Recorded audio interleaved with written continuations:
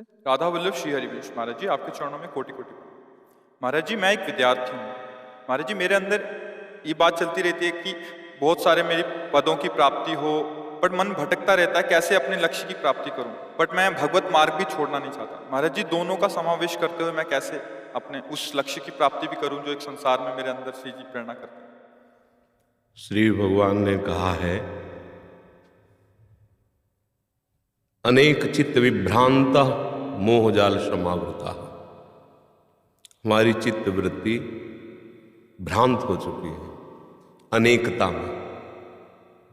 हमें बहुत से नाम रूप जड़ चैतन्य अच्छा बुरा गुण अवगुण ये सब कुछ दिख रहा है। मोहजाल समावृता, मोह माने अज्ञान होता है, अविद्या होती है। इससे हमारी बुद्धि आवृत माने ढक गई है। ढक जाने के कारण जो है वो दिख नहीं रहा है। कौन?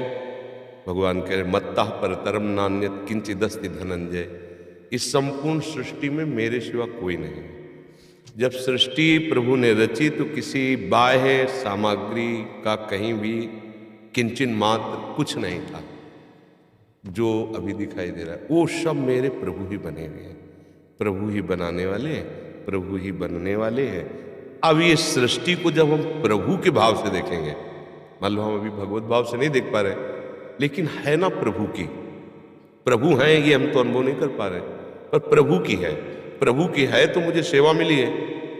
अब विद्यार्थी सेवा मिली है तो मन वचन कर्म से एक अच्छे विद्यार्थी का जीवन निर्वाह करो। कोई भी पद तुम्हारे लिए दुर्लभ नहीं रहेगा।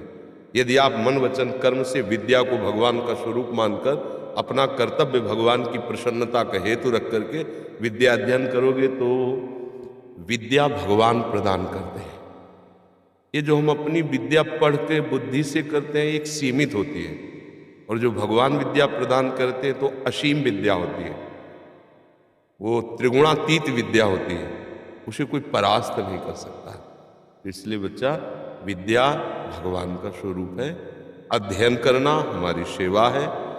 और हम किसी पद में पहुंचे या न पहुंचे, बात समझो, हम भारत देश में पूजा करने के लिए पैदा हुए हैं।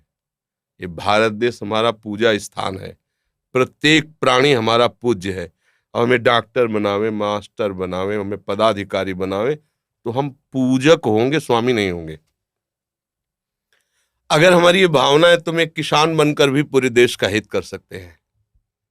हमें एक डॉक्टर बनकर, एक मास्टर बनकर हम अपने भगवान की पूजा कर सकते। अगर पदाधिकारी का अभिमान पोषण करने के लिए पद और अपनी वासनाओं की पूर्ति के लिए, तो पद की आकांक्षा मत करना।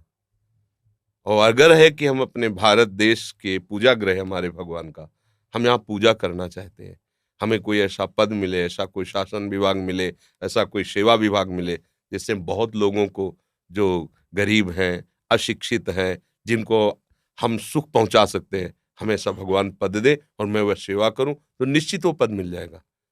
और अगर वो पद अपने अभिमान बढ़ाने के लिए मिले और अपनी वासनाओं के पोषण के लिए मिले तो तुम्हारी दुर्गति कारण बन जाएगा।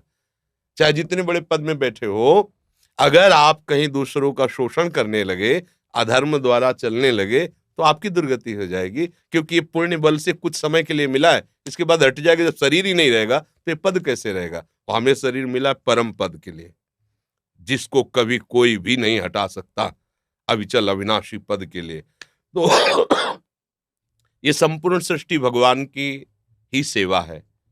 इसको हम अलग न ले कि माला चलाना एक अलग बात है और हल चलाना या और कार्य करना अलग बात, दोनों एक बात है।